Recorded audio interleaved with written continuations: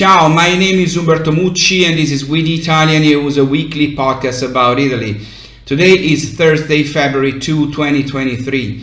3 years ago, 2 Chinese tourists were admitted to Rome's Spallanzani Hospital, which specializes in treating contagious diseases, and to which we the Italians would later donate more than $50,000 through generous contributions coming from the Italian-American community.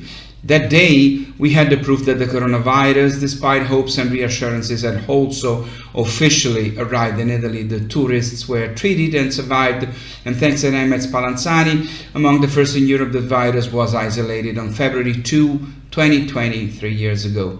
It was the official beginning of the COVID-19 pandemic in Italy, the beginning of the nightmare. Today, fortunately, the situation is completely different. The latest independent monitoring says that all COVID pandemic data in Italy are vertically declining.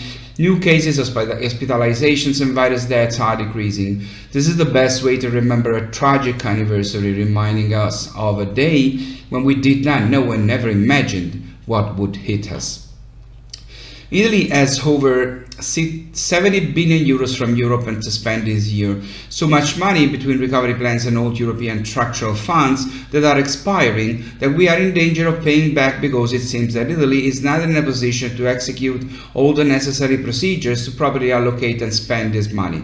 Regions and ministries are lagging behind. Municipalities complain of shortages of officials specializing in calls and reporting. Also burdensome are the high prices of materials needed to complete the work of the contracts.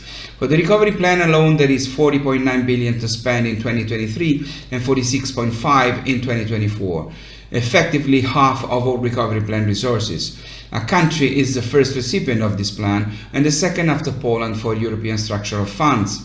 The responsibility of these 70 billion is almost all in local governments. This is a very serious problem because Italy would really need to use all this money, and instead it risks losing some of it.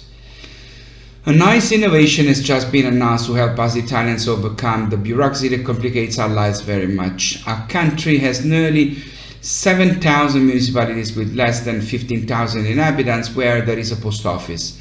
The goal of the project is to make post offices a one-stop shop for public administration, when one can apply not only for sending mail or paying a bill, but also for numerous bureaucratic and administrative practices. In smaller municipalities, which may have as few as a few dozen or 100 inhabitants, post offices are often the only institutional presence. When this project will be operational, it will be possible directly there to take care of many bureaucratic practices concerning the procedure to renew a passport, which in Italy today is becoming a problem that takes months, or to get identity documents and registry, judicial and social security certificates, bank statements, cadastral and building plans, proxies and many other practices for which today one has to divide among many offices, which in the most rural areas are dispatched for even very large territories. The project has already started in 40 small municipalities and is expected to be completed in 7,000 municipalities by 2026. A new report has just been published, the abstract of which you'll find in the February issue of We the ItaliaNews magazine, on the value of production of non-profit activities in Italy, reaching 84 billion euros in 2022, plus 5% compared to 2020. The real impact is close to 100 billion euros considering the activity of the more than 6 million volunteers, a tenth of the Italian population, including the elderly and children. In my family is my daughter who volunteers, as you can see in the photo behind me, where she is wearing the uniform of Protezione Civile, the Italian counterpart of the American FEMA.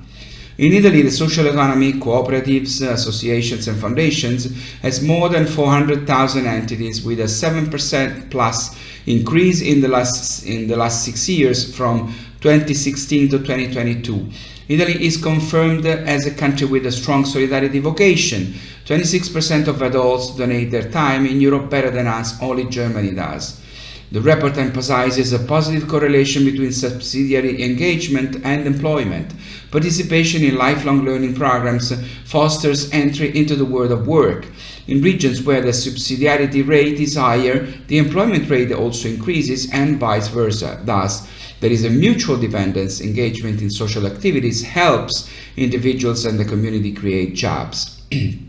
The pandemic and emergencies of recent years have made even more evident the crucial role of the Italian third sector in listening to the needs of people and territories and providing timely responses, creating opportunities and stitching the wounds in the socio-economic fabric of this country. Online enrollment data for the first classes of secondary Italian schools for the 2023-2024 school year are now available. This is about young Italians between the ages of 13 and 14. Lyceums in Italy you can choose between scientific, classical, linguistic, artistic, musical and humanities still remain at the top, chosen by 57.1% of young people, but for the 2023-2024 school year there is an increase in enrollments in technical institutes which rise to 30.9%, while vocational institutes drop to 12.1%. Among the lyceums, the most chosen are the scientific and classical, while among the technical institutes, the administration, finance and marketing address is growing, followed by the technological and tourism addresses. As for vocational schools, the most chosen addresses are gastronomy and hotel hospitality and health and social work services. Looking at the regions, lyceums are first in Lazio, technical institutes in Veneto and vocational ones in Emilia-Romagna.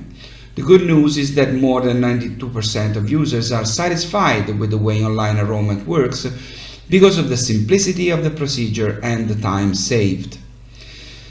Once again, we managed to end the episode of We the ItaliaNews with some good news concerning Italy, starting with the economy. The first is that the price of gas fell in January and soon the effects should be seen in Italians' bills, which should see a cut of 33 to 40%. For the average Italian family, this is a saving on an annual basis of circa 712 euros. The second good news is that in 2022, Italian GDP has increased by 3.9% compared to 2021, a figure higher than the government's forecast. The third good news is that the International Monetary Fund has also revised its growth forecast.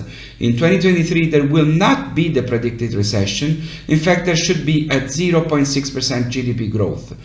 That is significantly lower than the plus 3.9% in 2022 and plus 6.7% in 2021. Years marked by the post-pandemic recovery, but it is still a better forecast than the IMF itself made in October, when it predicted that Italy's 2023 GDP would be minus 0.2%. More good news on the Italian economy. Already in November and December, inflation had started to fall, and January's data confirmed this trend. Prices in Italy rose by an average of 10.1% from 11.6% in December compared to January 2022. This is still very high, too high, but the trend goes in the right direction. Again, the decline in inflation is largely explained by the average reduction in the cost of energy, i.e. the main reason that triggered the sharp price increases at the beginning of 2022. The good news continues as we move from the economy to Italian hospitality and beauty. The 11th edition of Booking.com's Traveler Review Awards honors accommodations in 220 countries and territories for their commitment to consistently excellent service and hospitality throughout the year. Once again this year, Italy leads the ranking with the largest number of facilities awarded, more than 170,000. The site has compiled the rankings of the 10 best destinations and 10 best regions. Among the Italian regions, Puglia is in the lead, but regions such as Trentino Alto Adige, Basilicata, Valle d'Aosta, Molise and Campania are also holding up well. But most important is that at the top of the best destinations in the world is Polignano a Mare, the beautiful seaside town in Puglia, famous for being the birthplace of Domenico Modugno, its beaches and its art and culture. Another good news is that Italian cities are very appreciated on social media. With more than 17 billion views, Napoli is the most clicked Italian art city on TikTok, followed by Rome with 11 billion, Milan with 7.5 billion, Florence with 1 billion views, and Venice with about 980 million. But the tourism boom in Naples does not stop at TikTok. Even on Instagram, the numbers give the dimension of a great attention of the social public to the city. Here, Naples ranks third on Instagram, following Rome and Milan in first place. The data confirm the booming cultural tourism in Europe, with a forecast of 12 billion euros in revenue by 2028, with Italy leading the market in Europe. Last but not least, Rome's Fiumicino Airport has been awarded the highest 5-star airport rating from Skytrax, the principal rating and assessment company in the international airport sector. The 5-star rating is the highest mark of quality distinction from Skytrax and recognizes very high standards of product and staff services across the various assessment categories, the Skytrax website states. Highlighting the airport's fabulous interior design concept, Skytrax concluded the Fiumicino delivers a very robust and consistent standard of cleanliness and presentation in all customer-facing areas. Fiumicino is one of 12 airports in the world to gain this achievement. So what are you waiting for? Come to Italy, come to Rome, to Naples and Florence and Milan and Venice and Polignano, Mare and Puglia and Valle d'Aosta and wherever you want to come. Italy is beautiful, so please come. We're waiting for you. This is all for now. This is all for today. My name is Umberto Mucci. This was We the ItaliaNews. I'll see you next Thursday. For now, please stay safe. Ciao from Rome.